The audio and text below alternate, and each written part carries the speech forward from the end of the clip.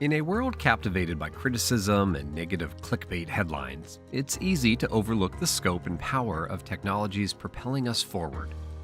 At Tech Optimist, we delve into the vibrant intersection of technology and entrepreneurship, shining a light on innovators who are building a better future. As members of the most active venture capital firm in the United States, our unique vantage point offers us insights into the real-world impact of technology. Join us as we explore, celebrate, and contribute to the stories of those creating tomorrow.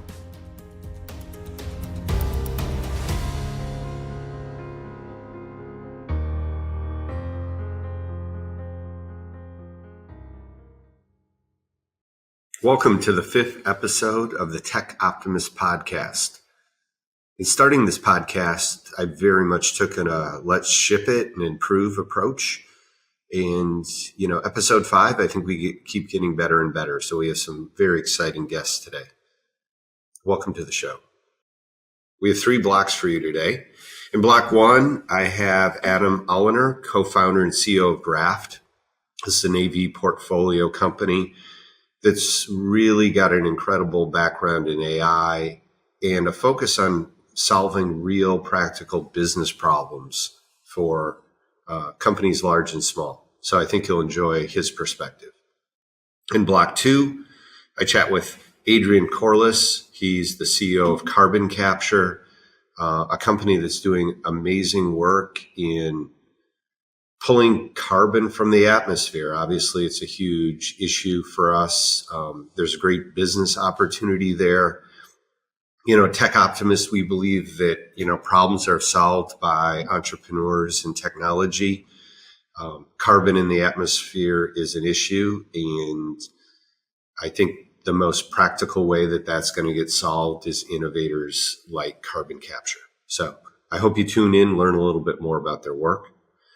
Finally, in block 3, I talked to one of our principals, Sophia, and we talk about women in AI and in VC as a whole. So she's done some incredible writing and speaking on this topic, and I think you'll enjoy our conversation. As a reminder, the Tech Optimist podcast is for informational purposes only. It is not personalized financial advice, and it is not an offer to buy or sell securities. For additional important details, please see the text description accompanying this episode. Okay, let's get into block 1 with Adam Oliner, co-founder and CEO of Graft.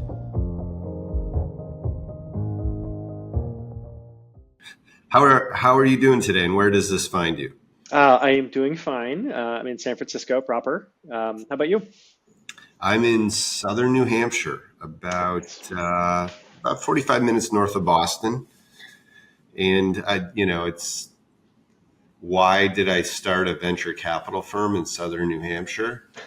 It's because that's where I lived and I was the founder. So it's there's some proximity to proximity to Boston at least gives you some proximity to some great universities, which maybe influence the type of venture capital that you got into.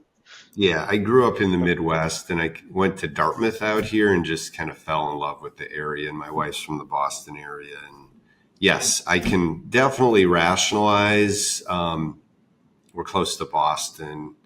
We have offices now in, Menlo and New York and all around. So it works to have our back office here. But yeah, the truth of the matter is this is where I lived when I started the business. So, that's how it goes. I grew up in Connecticut, so not too far from you. But we used to rent, just a group of friends and I would rent a place up in Killington, Vermont every summer just for a week and enjoy, the Green Mountains and everything up there. And it's lovely. I could do without the insects, but it's a really beautiful area. It's from about now through, Thanksgiving, it's fantastic up here in New England. Great. Well, tell our audience a little bit about kind of your fantastic, super interesting company and the genesis story behind it. Yeah, absolutely. So I'm CEO and founder of this company called Graft, and the origin story of the company came during my time as head of machine learning at Slack. And we had a small team, very smart people, but not very many of us. And the company had huge amounts of data and lots of ambitions for what they wanted to do with it. So things that would make the product better, like driving engagement and offering sort of new capabilities to people, help them find things in old conversations, that sort of thing. But also to run better business. So are there ways that we can improve the efficiency of our operations or identify opportunities for better customer experience and things like that? So they wanted to do a lot of things, but we didn't have very many people. So it was like, how do we accomplish these various AI ambitions given the resources that we have? And we started to look around at what the top AI companies at the time were doing. So, Google, Meta, Amazon. And I was sort of surprised to discover that they were all doing the same thing and that what they were doing was different from what everyone else was doing at the time. So this was maybe about 4.5 years ago. Yeah. And they were all training these really massive models and then using it across the breadth of use cases. So they weren't just doing it for like predictive analytics or search or generative, they were doing it across the board. And moreover, they had all built the same infrastructure around those models to actually make them useful in production. Because by themselves, they're generic, they don't have any of the production properties that you need and so on. So you have to build a bunch of stuff around it. And Amazon spent $300 million building out that infrastructure. Meta had a team of like 250 or so engineers who were building it out. But what was surprising to me, in addition to the fact that they had all converged around this approach to doing AI across all their use cases, was that they built the same infrastructure to do it. So they had sort of discovered collectively this recipe for a new approach to AI. And this is, again, before we had a term for foundation models and everything like that. So the world had not woken up to this yet, but we noticed that they had. So we said, well, can we do this at Slack? Yeah. So we built a version of this, shipped a bunch of features that were based on it. Yeah. We can, I can talk details there, but basically the short version is they were really impactful. Like they worked really well, much better than the sort of older approaches to doing it. And we were able to ship a lot more features more quickly. So it was like better quality, higher velocity, like what's not to love. And so this made me wonder, could we, instead of having like 5 companies that were doing AI that way at the time in production, what about the other, million? Mm-hmm. And so I started to think about what the barriers to entry for those companies were. And the 3 big ones historically had been data, infrastructure, and expertise. Right. So it used to be that you needed just a huge amount of really nicely curated data that's like labeled properly. And, entire PhD theses were written about like, how do you pick the right examples to label and how do you know if it's labeled right and all of this other difficult stuff. And especially if you worked with unstructured data, you just needed piles of it, which is why only those big companies were sort of doing it historically. But these foundation models, these big pre-trained models, they mitigated that data barrier to entry in a pretty important way. And like now you can teach them new concepts with a dozen examples instead of 10,000 or whatever. And for various other reasons too, like the fact that they can work with unstructured data and other things. So that data barrier to entry was reduced substantially. And that left infrastructure and expertise. So if there's a way that we can bring this sort of foundation model-based modern AI approach to companies and remove the infrastructure and expertise barriers, then we've done it, right? We have sort of made AI accessible to what we call the 99%. Yeah, that really wants to just get something done much more efficiently. Yeah, and because it was the path that everyone has to walk to get to modern AI is to build exactly this infrastructure, the infrastructure that we ended up building at Graft and packaging as a managed service. And then the question is, well, who can that be used or who can use this? Mm-hmm. And so then we also built interfaces on top, like a UI and a chat interface, and APIs and so on, that would make it accessible to folks, not necessarily who don't know anything about data or technology. Like that's not really what we're thinking about. We're more thinking you don't need to be an AI expert. Yeah. And that's especially important because even if you were a machine learning expert 5 years ago, the world is very different now. And a lot of those skills don't really translate. Like you don't hear people having conversations about like bias variance trade-off and these other concepts that were like absolutely central to conversations around machine learning solutions because the way we do it is just different now. Yeah. So, we built Graft and removed these three barriers to entry, and that's sort of where we are in the journey is now we're starting to bring it to not just like companies that you would maybe think about when you think about the ones that would be using AI, but all of the ones that maybe you don't think about too that are part of that 99%. Yeah. So, yeah. Where are you in just the funding cycle? This is the business that's, not that old, and you've made really a lot of progress. So give us just a little sense of kind of where you are as a company. Yeah. So, we've been very fortunate to have some fantastic investors around the table. We started off by raising a pre-seed a couple of years ago that was led by GV with NEA and then a bunch of angels, including Anthony Goldblum, co-founder of Kaggle, and some other really fantastic folks. It's an amazing group. Yeah. Amazing. Yeah. So we were very lucky to have an initial check sort of written by them. And then last March, we raised $10 million in a pre-seed that was led by Radical, with GV buying in the rest.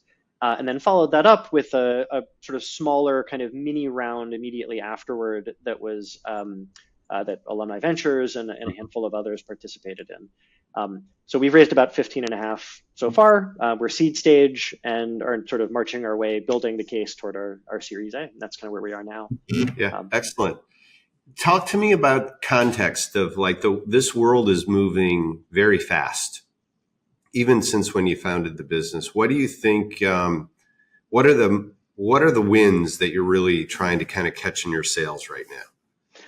Yeah, it's certainly a noisy time, and I think for some people that is challenging if they don't have strong theses around the direction that it's headed. Yeah. So there's the classic Gretzky quote about skate where the puck is going, and we have been historically very good at predicting where the puck is going to go. So, before foundation models had a name, I quit my job and started a company that was based around trying to operationalize those in real world use cases. Yeah. And that's been really beneficial to us because, among those theses there are going to be hundreds or thousands of these foundation models, and there's not going to be winner take all. Yeah. So if you are starting your AI journey by trying to decide which one foundation model should I be hitching my trailer to? I don't know what the metaphor is actually, but hitching my like future in my company to, I think you've already asked the wrong question. Yeah. Really, the question should be, how do I advance my business without having to make that choice? Yep. Sort of retaining the flexibility. So that's one example of this. And similarly, this notion that actually foundation models by themselves are not enough, that you need surrounding infrastructure, that you need accessible interfaces. These are things that we said from the outset were absolutely critical to getting real value. And people gradually have been waking up to this. We're still ahead of them though. Yeah. So for example, when ChatGPT first came out, people started to say, hey, it looks like this thing, it's making stuff up. Like somebody should think of some way to like ground it in the data that we have. And so people started to talk about like RAG solutions and things like that, which we had already built by the time that people started talking about it. But there are other things that they're going to start to realize and that some folks are starting to wake up to, which is that actually data is not a great grounding. Most data is not complete or correct or current or clean. Like it's a mess, like in the real world, even for really simple things. Like if you go to a big company and you search for like, what's the guest Wi-Fi password, you're going to get like 12 different documents because it changes over time. And it's nobody's job to like delete the old ones or update them or whatever. And that's a silly example, but this extends to all of the data. People write down lots of stuff. No, we were doing a similar project. We were doing a similar project with just our employee handbook. And it's like, as you point out, the data is not clean at all, kind of thing. And so something really critical that we built at Graft is also ways of incorporating, knowledge, like information that's in people's heads. Like, how do you get it from human beings and include that?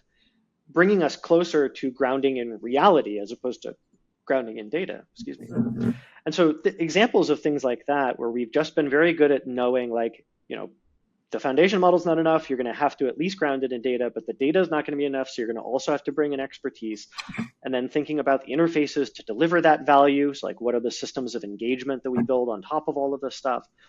So that's been good for us in the sense that we've been right historically about the direction things were going, and that's been useful because we had a big head start. It's been difficult for buyers, though. So I think we've talked with a lot of companies, hundreds over the years, and a lot of them are in a position of trying to make bets and hitching their careers to it, right? Like they need to be right, and it's a daunting proposition if you're not someone like me who's like thinks about this all the time and like really believes strongly about this is the direction and making this big bet.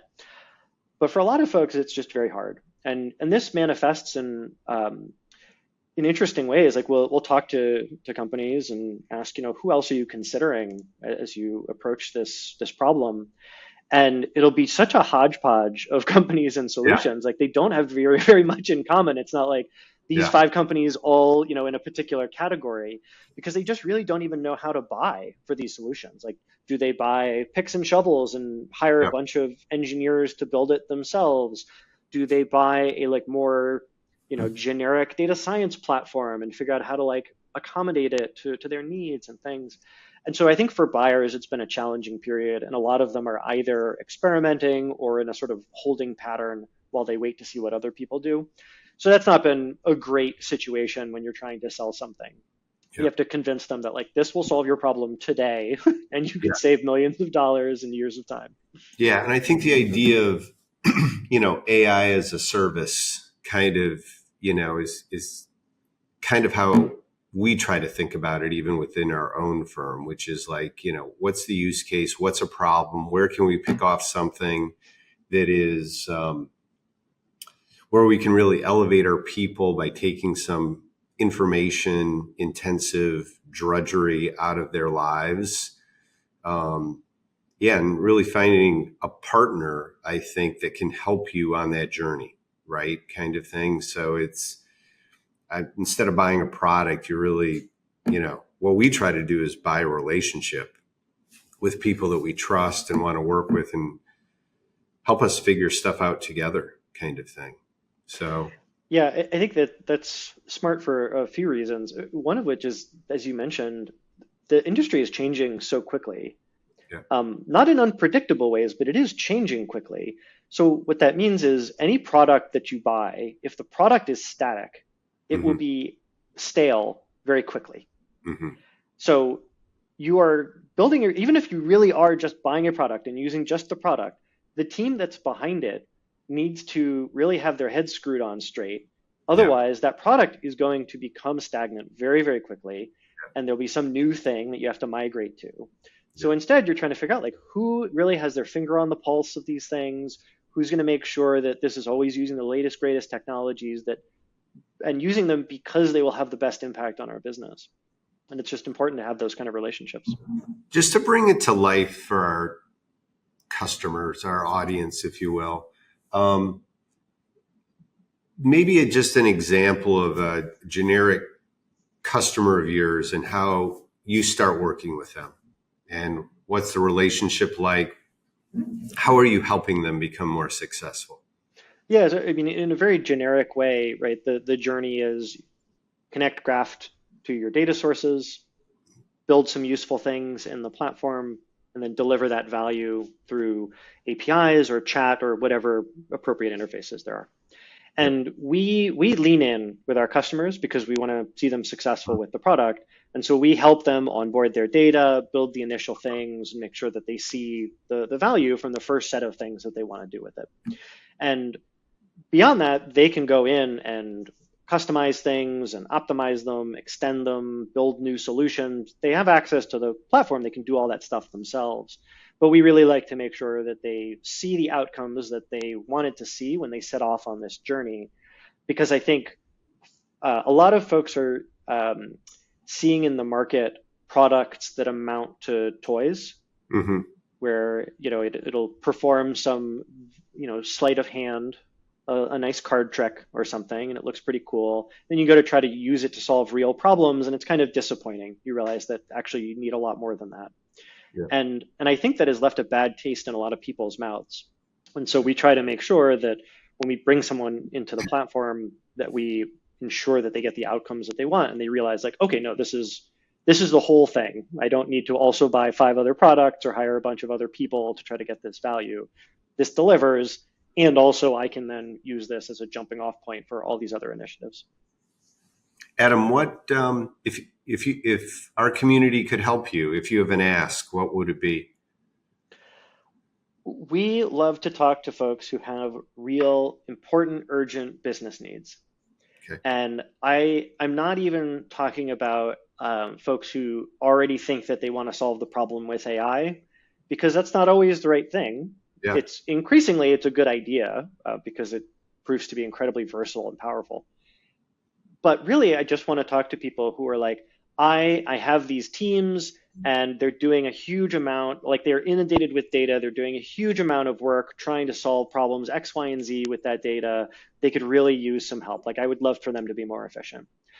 Or we're building this product. We want to add these capabilities to it, but we don't have the backing infrastructure or expertise to add them. Whether or not they know for sure it's an AI related problem, as long as there's some data and there's an urgent, important business need that they're trying to solve, we would just love to talk to them. Because if nothing else, like I will say, like if nothing else, I will try to point them in the right direction to like help solve their problem, whether that's Graft or not. And so like I'm inviting the conversations because I would like to be helpful to people. We also think our product will probably help a lot of them. Yep. And like to give a couple of concrete examples of this, we talked with a manufacturing company, for instance, whose technicians they have piles of manuals and part databases and historical ticket systems of all the problems they've experienced before and how they were resolved, conversations in Slack and so on. So you have this data scattered everywhere. When something breaks on the factory floor, they spend like 24 hours trying to figure out what it is and how to fix it. And they told us that if we could reduce that by 1%, it would save them $1 million a year. And we were like, we can absolutely help with this problem.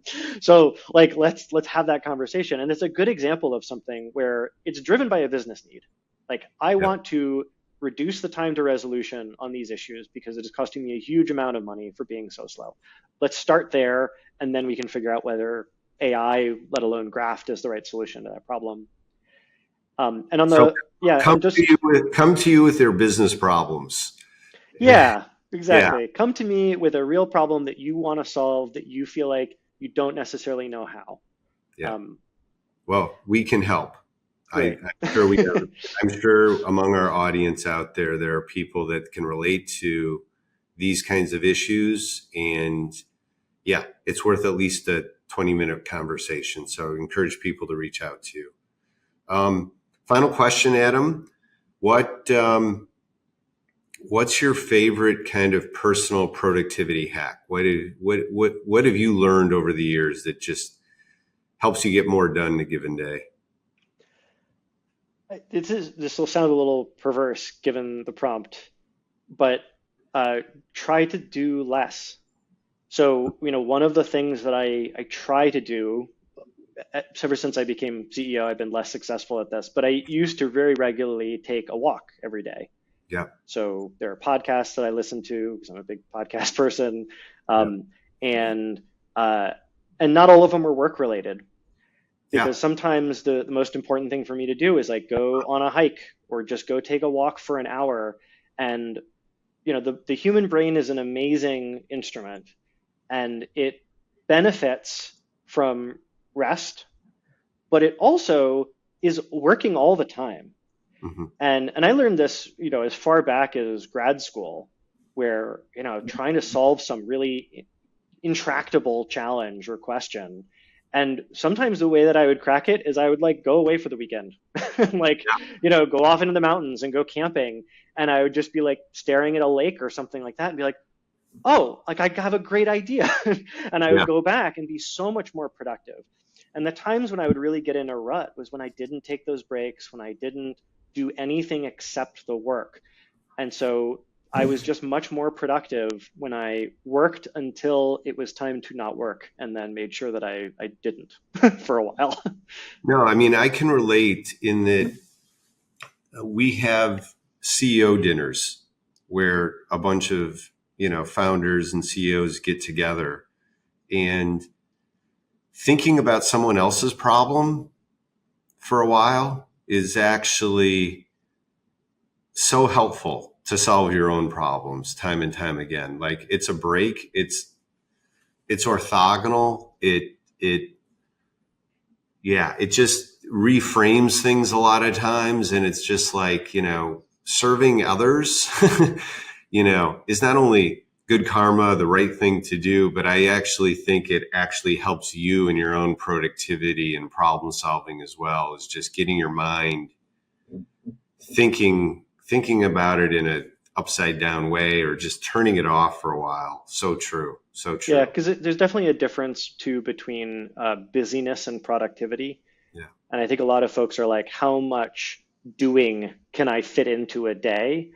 When it's often much more effective to take that pause and say, actually, there are only these two things that are really important for me to accomplish today. I'm just going to set everything else aside, focus on those two things, and do them better as a result. And that's really important. Yeah. And I think it's actually the promise of products like Graft too, for an entire organization, which is, if in the manufacturing example, if we can free up people from where's that manual again kind of thing, and this is the old one, and we can just move us all to kind of higher level thinking and more breaks and more, Yeah, I think that's a really good point, right? Like, a lot of the work that keeps people busy, that feels like it's kind of piled up, is exactly the kind of work that a human doesn't have to put a lot of cognitive effort into, which can therefore probably be automated to some extent with AI. And that isn't the work that we should be spending our time doing, not least of which because there's technologies that's going to do it for us pretty soon. Yeah, and life's too short. Excellent. Life is too short. Absolutely, yeah. Adam, really nice having a chat with you. Good luck, continued success, and again, a kind of a call to our community to, reach out to Adam with your business problem. Yeah, I'll solve all your problems. Yeah. Thanks so much, Mike. Appreciate it. Especially if you have a big budget. Okay. All right. Thanks. Thanks a lot. Take care. Bye-bye. Hi, everyone. I'd like to take a quick break and tell you a bit about Alumni Ventures and our AI fund. Alumni Ventures offers smart, simple, and accessible venture portfolios for individual investors. We build diversified portfolios with low minimums, co-investing alongside established lead investors. It's a strategy that has mobilized over $1.3 billion from a community of more than 10,000 investors. With our AI fund, you will have the opportunity to invest in startups focused on advancement in AI, including areas such as machine learning, natural language models, speech recognition, machine vision, and more. AI has the potential to revolutionize multi-billion-dollar sectors such as healthcare, education, and transportation by improving efficiency, accuracy, and productivity, while also potentially solving complex global challenges like climate change and disease outbreaks. So if you're interested in a portfolio of companies focused on revolutionary AI advancements, visit us at av.vc. Okay, next up, block 2, we have Adrian Corless, CEO of CarbonCapture.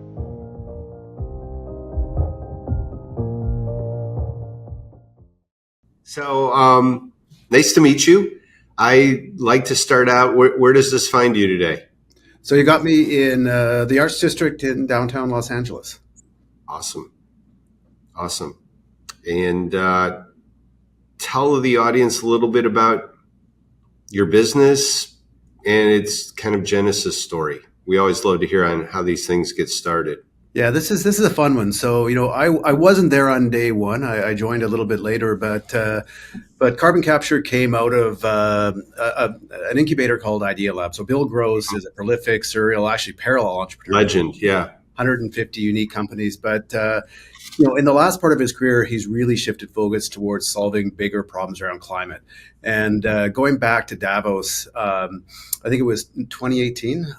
He was coming back from Davos. He and Mark Benioff were sharing, places, or they were in the same vicinity on the plane, and they were having a debate about, what is the biggest, most existential problem that we need to be solving at this time? And it really became a debate around, is it really about the oceans, or is it really about the atmosphere? And I think Bill, he's a convincing guy. He won the day, and they agreed that, they really needed to be focused on really dealing with the amount of carbon that's in the atmosphere. And, at that time, there were already... They're somewhat related, too. there is an interface there, which is really important. Right? Yeah. But going back, to that, 2018, there were still at that point only a handful of direct air capture companies. Mm-hmm. I happened to have run one of them. I was the CEO of Carbon Engineering for a number of years up in Canada. So back then, they're really in sort of, I would say, DAC 1.0. A few companies, they were sponsored by billionaires like Bill Gates or Marie Edwards or the Bronfmans, but there was really no clarity about what a business would look like around direct air capture. But around 2018, and I think after the IPCC report came out and said there is no way to net zero except through DAC or through engineered carbon removal, and the size of that opportunity was defined, capital started to flow. And so, Bill and Mark each put some money in, like Bill does. He just puts a small team together and just starts to look for some white space. Like, what is missing in this industry that could be served by some new technology, a different way to think about the business? He did that for a couple of years. They raised $6 or $7 million in seed rounds.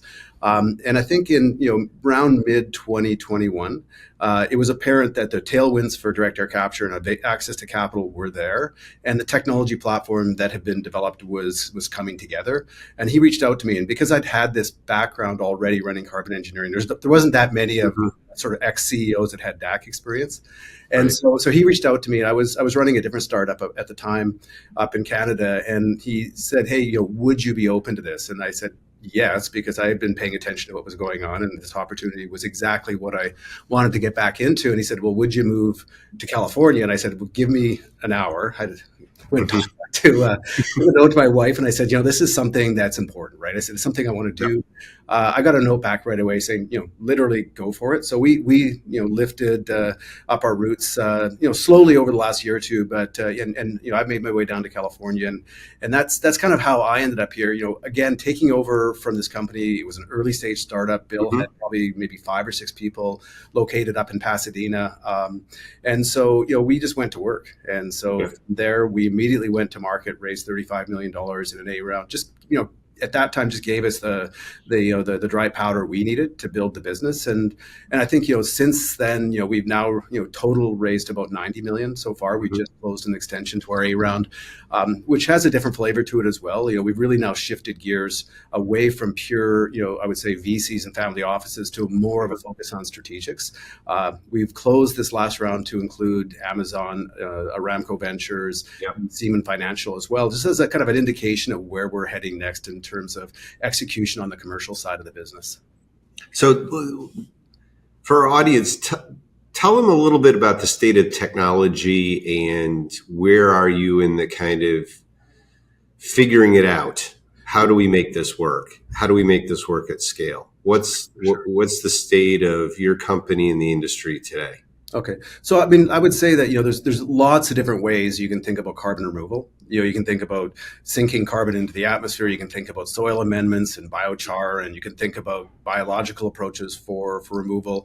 Specifically, when you get into engineered solutions, that subset gets a lot smaller, and direct air capture kind of dominates the engineered carbon removal side of this. And the reason it's considered engineering is that you're using machines. It's really something that's it's something that's easy to measure and verify, and depending on where the CO2 is going, and typically you're talking about or putting it into geological formations, it's as well. So there's a lot of reasons why people really like engineered solutions. direct air capture particularly is really talking about machines that are stripping CO2 out of the atmosphere. So tackling, that 430 ppms, concentrating it and getting it out of the atmosphere and into somewhere permanent. And so I think that, that's sort of the basic premise of what DAC, or direct air capture is. Within that, there are a couple different approaches that have been deployed. And carbon engineering took a very process-heavy approach, so using liquid contactors and basically an acid-base reaction, reacting the CO2 in the atmosphere with potassium hydroxide, forming carbonates, and effectively, thinking about then the rest of the system is how do you get carbonates, to break down. They're very stable molecules, and get pure CO2 for sequestration. That was sort of that approach, and it's a series of really kind of clever process steps, but doesn't really work at anything but very large scale. We're taking a different approach where we're focused on material science. So we're looking at solid sorbents, amines, MOFs, things like that, or hybrids of the two, that have a really high affinity for CO2 that we can structure, basically put them into filters inside our machines, pass air over them, load them up, and then in a second step, heat them up, remove the CO2, and then repeat. And so that idea of a cyclic process has the benefits of really a much, much simpler process. And there's really only one piece of equipment. The challenges obviously are that, it has a different approach in terms of scale, but the big advantages around this is that we can think in very much a modular way about thinking about, a relatively modest building block that we can build lots of and deploy at scale. Yeah, it's like a data center. Yeah, right. Yeah, exactly. That's a really good way to look at it. You can rack them up, right? Kind of thing. That's right. And as you're building out your capacity and better stuff is available, you put the better stuff in. And I think the nice thing about thinking about sorbents as being the engine and the amount of investment that's going into material science right now, there are probably now over 100 unique programs in universities and corporate labs, and our labs as well, to develop next generation sorbents that are really tackling things like increased capacity, better kinetics, better durabilities, those sorts of things that are ultimately,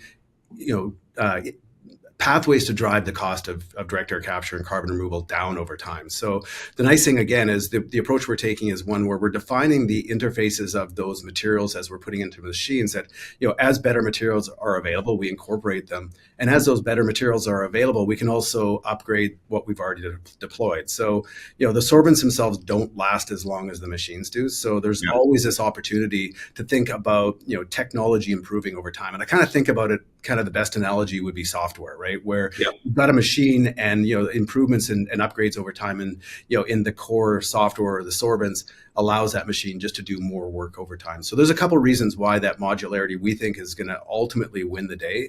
And also we know for a fact, in terms of what we've seen over the last 2 years from where we started to the materials we're testing in our labs right now, the rate of advancement is so fast. And I'll guarantee it's not stopped. I mean, we're still in the infancy of the efforts that are going to go towards materials developed specifically for direct air capture. How are you thinking about the business model? Are you gonna be a consumables company? Are you gonna be carbon capture as service? Have you thought about, different ways to play it, right? Yeah, I think it's a great question. So there's two ways we look at our business. The first is, the CarbonCapture itself is a technology company that's developing these machines. We are also developing and putting in place the capacity to manufacture them and sell them to developers of projects. So, from that perspective, we're a tech OEM, and that is, the long-term growth plan for the organization. The challenge is, now there isn't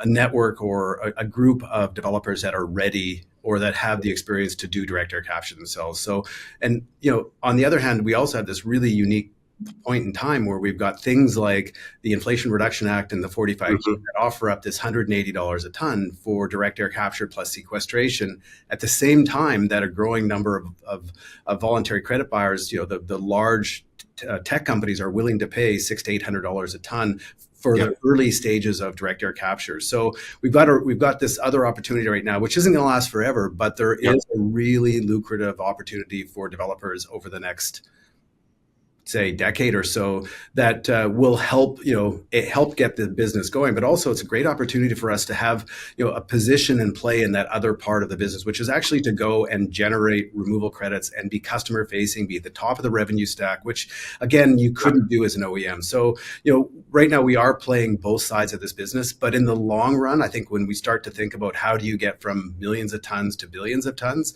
I think there's going to be, enough developers out there that I think if we stuck to being a tech OEM, we're going to be probably that's the best value that we can add to this industry. Yeah. Again, it seems to me, with technology, so often there's, the fork in the road, which is we invent a new technology and there's unintended negative consequences or externalities. And there is always this pullback. There's always this point where society says, we've created this problem. We need to go backwards. And the truth of the matter is the problems we've created in our environment, we're not going to go back to 1810. And the problems that get created, including carbon, we need technology solutions. And so we are not going to get there by reusing, saving, those kinds of things. We are going to have to, there's not enough time. The problem is too big. And, we need to be pulling, like you said, billions of tons out of the atmosphere. And it's, companies like yours that give us some semblance of hope that that's in our lifetime. So, yeah. Well, and what I'd say, Mike, too, is that, you're right, but this is a math problem, right? This is an issue of, we need to somehow, one way or another, and probably, in dozens of different ways, deal with 40 billion tons of atmosphere that's going up at the atmosphere every year. And probably 3/4 of that we can just quit putting up there. But probably 10 you can't. And so it's that last 10, which actually, and if you can think about it as this horrific climate problem, or you could think about it as this, really incredible new industry that you have no choice. It has to emerge. And it's going to be an industry that's going to be of the order of magnitude of today's energy industry, the oil and gas industry. And so because of that, this is a soft landing for, I think, the people that are going to be most affected by a transition in the energy economy. And so I think from that perspective, and we're seeing it already, and I think even in the nature of how investments are starting to, happen in this space, that, this is, I think, being now recognized as just, sort of a once in a generation opportunity to be at the forefront of a nascent industry that, it's hard to argue that it will not grow to be the size it needs to be to solve the problem. Yeah, couldn't agree more. How can our community help? When I think about the different roles that people can play in helping us get that first project to life, it's going to be certainly on the offtake side. We have a lot of our existing partners that are interested in thinking very strategically about how do they support the offtake requirements to have a project that can be funded. Second, there are, again, a lot of partners that are interested in various parts of the business. And, part of it could be, partners like Aramco Ventures who are very thoughtful around how do they start to participate in a carbon management industry.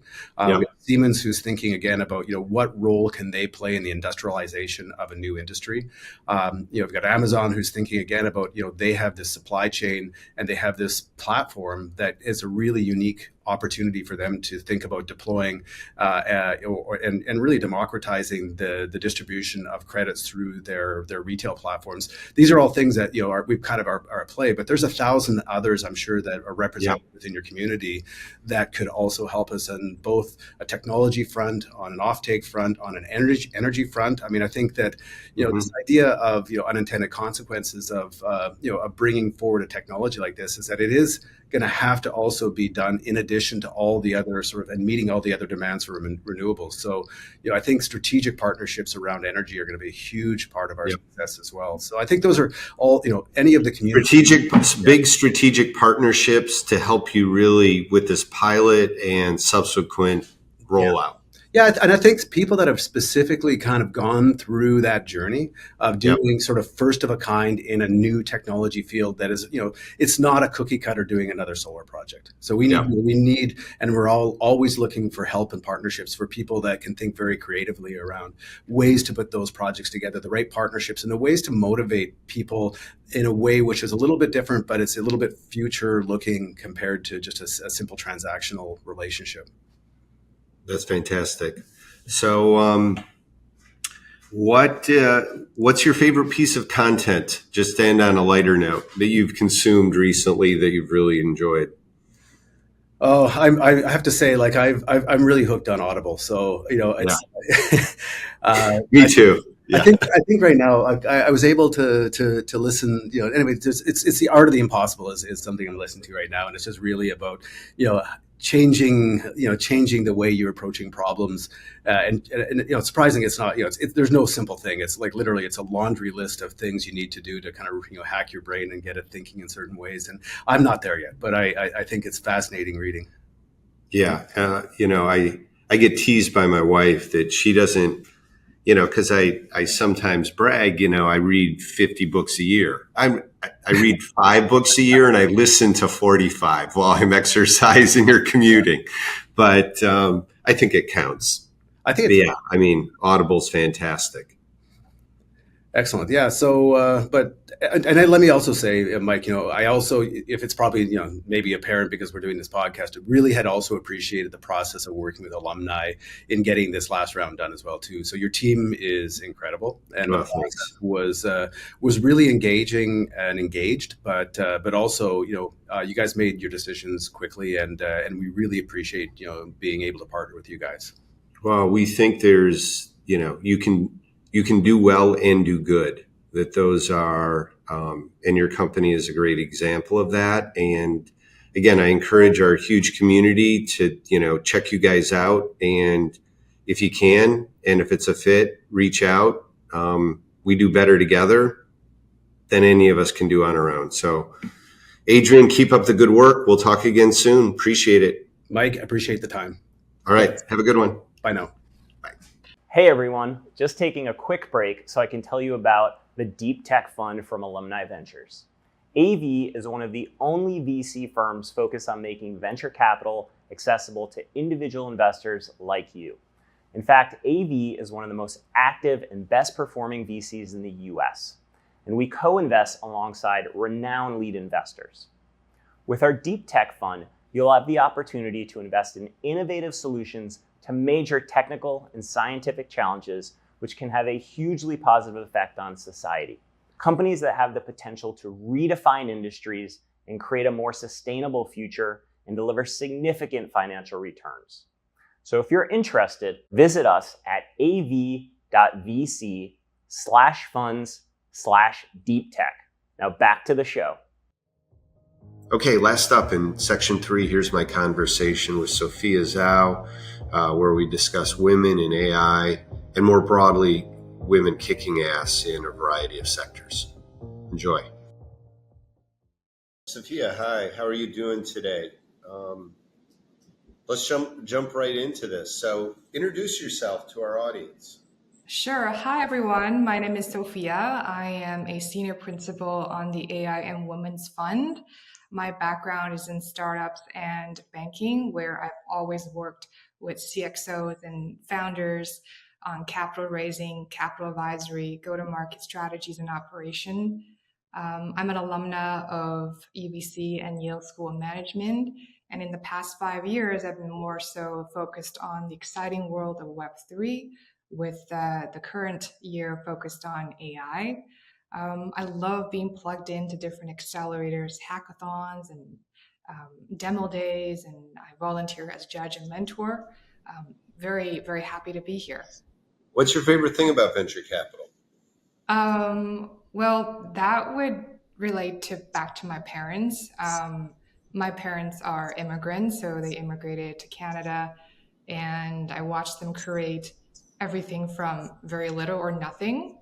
And that really made me have a lot of respect and awe for founders and entrepreneurs. And in my early careers, I've always worked with CSOs and founders. So I want to help more people, and I'm very interested in venture capital because I will be in a very privileged position to help a portfolio of founders to help them change the world in a way.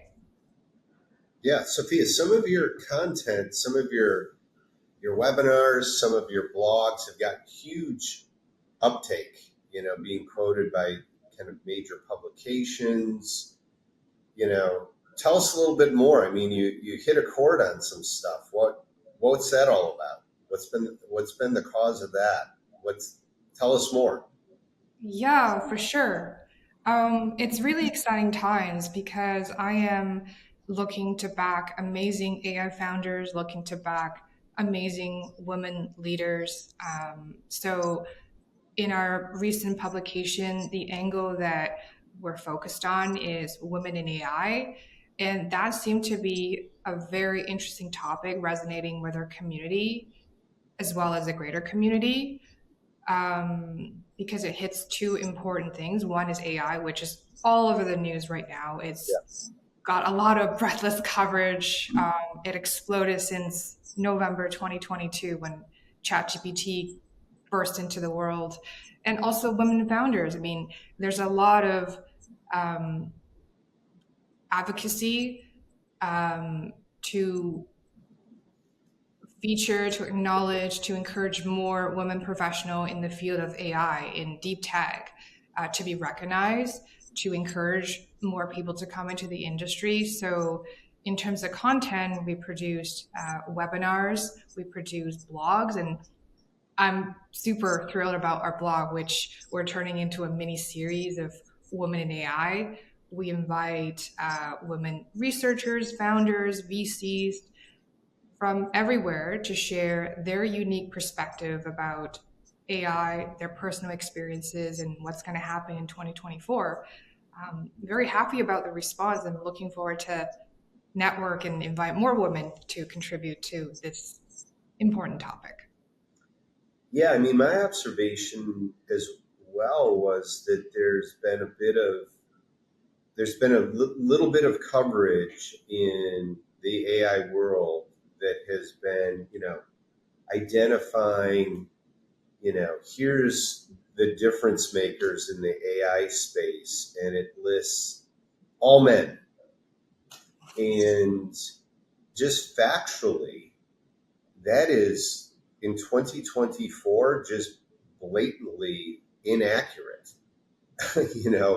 That if you're looking at the senior positions, we back these companies, we write checks, we're a very active VC firm, as and the prevalence of women in positions of senior management, CTOs, they're all over the place. And, to write what I would call a Main Street article about the space and not be talking to women, to me, is just like not doing your job. I mean, that's crazy land to me. I don't know what you feel. Mm-hmm. Absolutely. I mean, I think it's great that we have an AI fund set up now at Alumni Ventures. I mean, I think as a VC, we're not starting from zero. We've invested over 200 million in 357 startups that were founded, co-founded, or led by women. So from an industry stat perspective, we are investing at a higher rate than the VC market. And we are especially strong with female-only founded companies as well. So I'm super proud about these stats, but we can certainly do more with our community support, which is also why we're launching a women's fund. But I think one misconception about backing women leaders is that, oh, you're backing femtech, you're backing a lifestyle company, which I would strongly argue that's not true. I think it makes sense that, okay, lifestyle and femtech starting by women is sensible because we understand the pain point, but there are lots of other women founders punching ceilings in like gaming, in science. So Like we invest in Carry First, which is like a gaming and payment deal in Africa. Lucy Hoffman, she's the founder, and they're tackling an enormous opportunity as a leading mobile company publisher. And we co-invested with A16Z into that round. Or, we're thinking about how is AI impacting, or what sectors is AI impacting? We're thinking about healthcare. So we invest in Synteny, which is the tech bio platform powered by AI. It helps decoding the signal of immune repertoire so we can discover disease a lot faster. So the co-founder and CEO, Lily Woolman, she has a PhD in computational biology. She's a superstar, and we fought our way into this oversubscribed round. So, these are just two examples of amazing women founders, not in femtech, not in lifestyle. Yeah, no, and I just interviewed 2 days ago, one of the co-founders of Nanopath, who met her co-founder in the PhD program at Dartmouth, right? And tackling hard problems, deep science. Yeah. So there's still some education to be done on the kinds of companies that these amazing founders are starting. But, hopefully, we can make a dent in that. So put on your, prediction hat for 2024. What do you see out there right now? Again, you're kind of, at the cutting edge of entrepreneurs and startups, and, what are predictions? What are areas that you're super excited about, Sophia, right now? Yeah.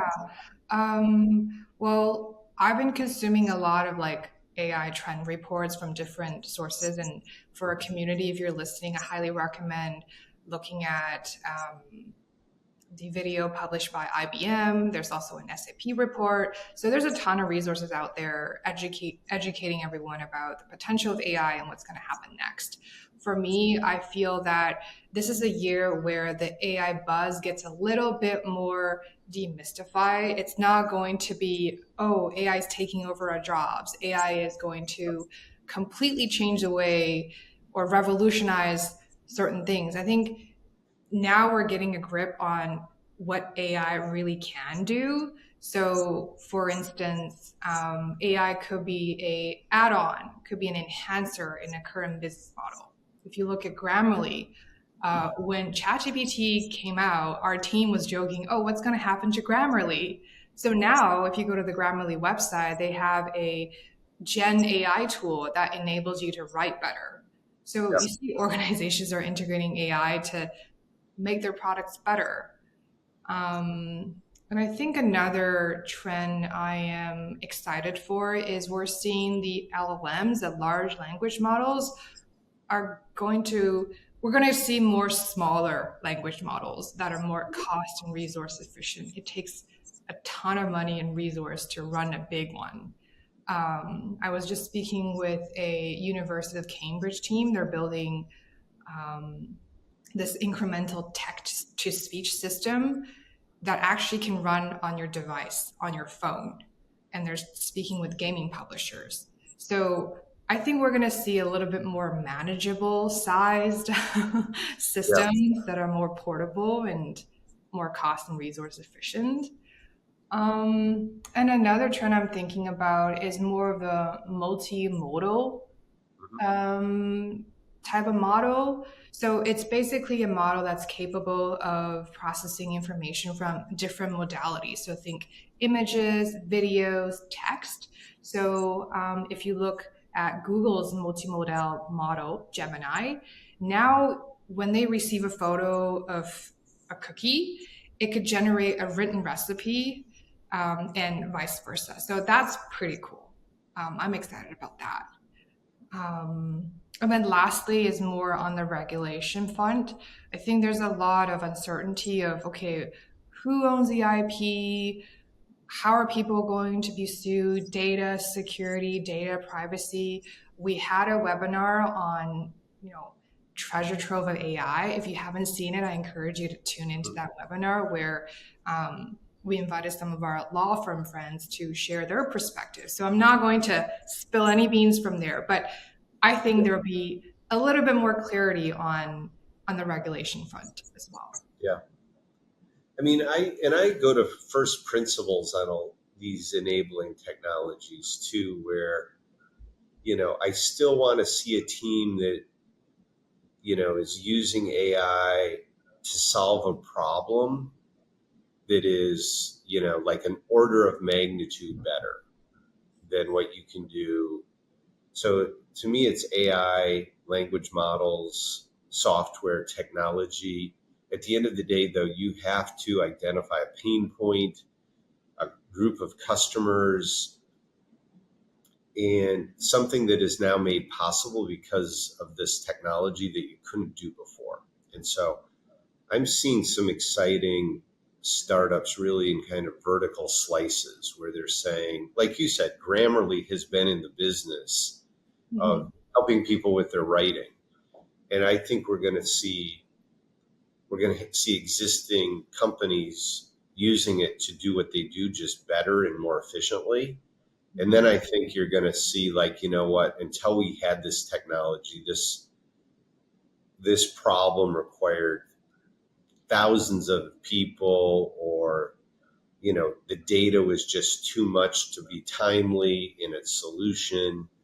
So, yeah, I think we're going to see a whole class of kind of niche verticals where very small teams with this technology can do amazing work.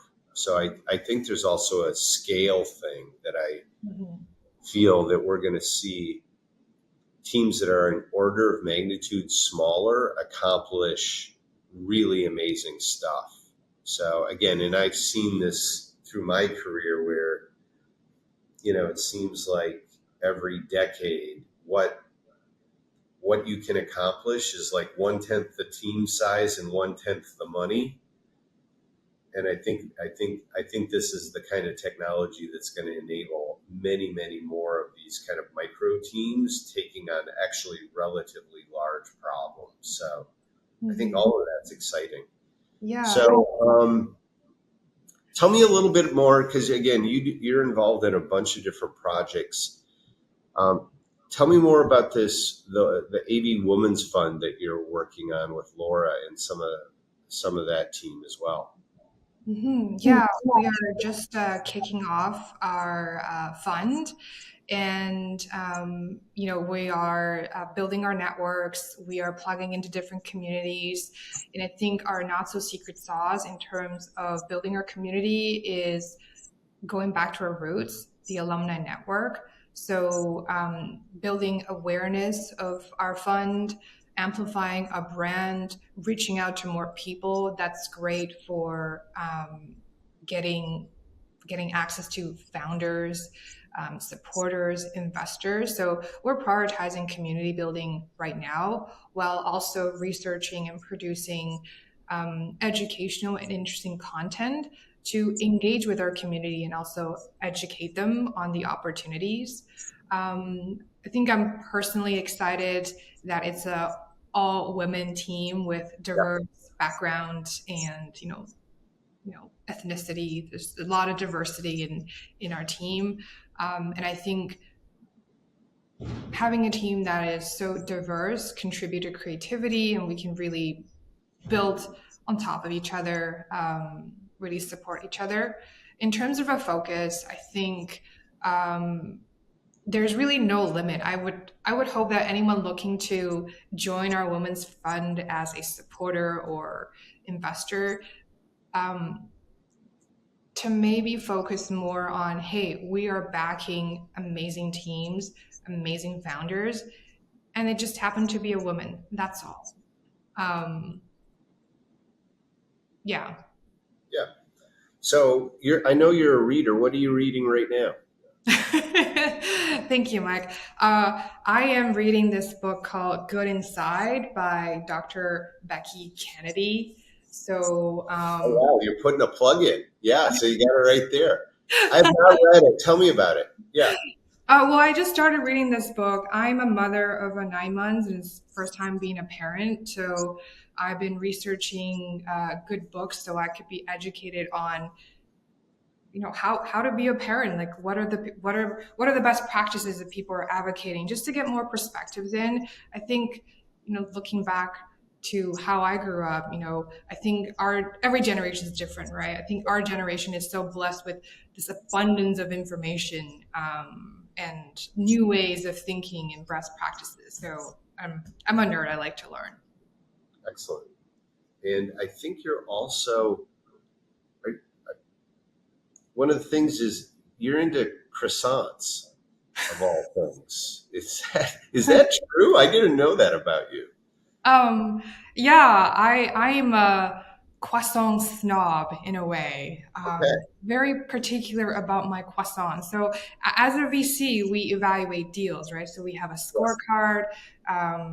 We think through every criteria in a prudent way, trying to balance gut feeling with objectivity, and we have our IC. So when it comes to croissant, I don't have a rigorous evaluation process or criteria like that, but I think if anyone's looking to put on a croissant critic hat, I would say look for croissant that's got a beautiful honeycomb structure. So you cut it in half and you see if they have a beautiful honeycomb. The honeycomb appears that way because you have a lot of butter and a lot of layers when you're making croissant. When the butter in the layers gets baked, they expand and fill the croissant with that structure. And when you smell it, it should be very buttery with a hint of acidity, and it should be a little flaky. So when you see a croissant that's flat, it might be made out of margarine. That is not a good croissant from a good butter, good process perspective. So yeah, you make them yourself? Are you just a consumer, or are you a creator as well? During pandemic, I took on the hobby very seriously. So I made my own croissant at home, and now I'm too busy. Now you're too busy. Now you have a 9-month-old. Yes. Yeah. So great.